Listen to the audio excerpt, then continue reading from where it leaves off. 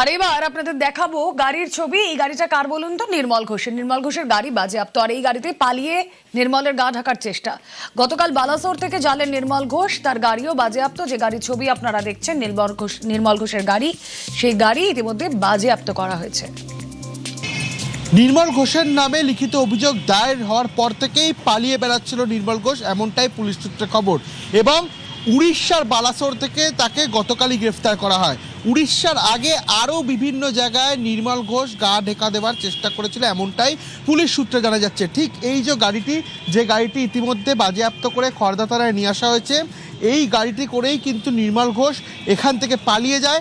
এবং পরবর্তীকালে আমরা পুলিশ সূত্রে জানতে পাচ্ছি, উড়িষ্যা যাওয়ার আগে উড়িষ্যার সংলগ্ন বেশ কিছু জায়গায় তিনি এই গাড়ি করেই ঘোরেন, সেখানে গা ঢাকা দেওয়ার চেষ্টা করে এবং তারপরে সরাসরি এই গাড়িটি নিয়ে উড়িষ্যার বালাসোরে গিয়ে অবশেষে গা ঢাকা দেয়।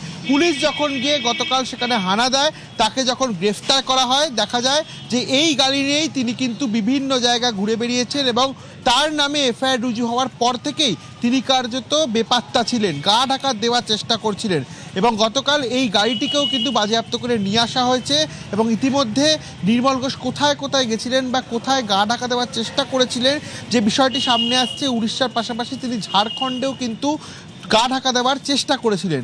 এই জায়গায় দাঁড়িয়ে এই গাড়িটিকেও ইতিমধ্যে খড়দা থানার পুলিশ বাজেয়াপ্ত করেছে এবং থানার সামনে এসেই গাড়িটিকে কিন্তু ইতিমধ্যে রেখে দেওয়া হয়েছে। ক্যামেরায় শুভঙ্করের সঙ্গে রৌনক, নিউজ 18 বাংলা, উত্তর 24 পরগনা।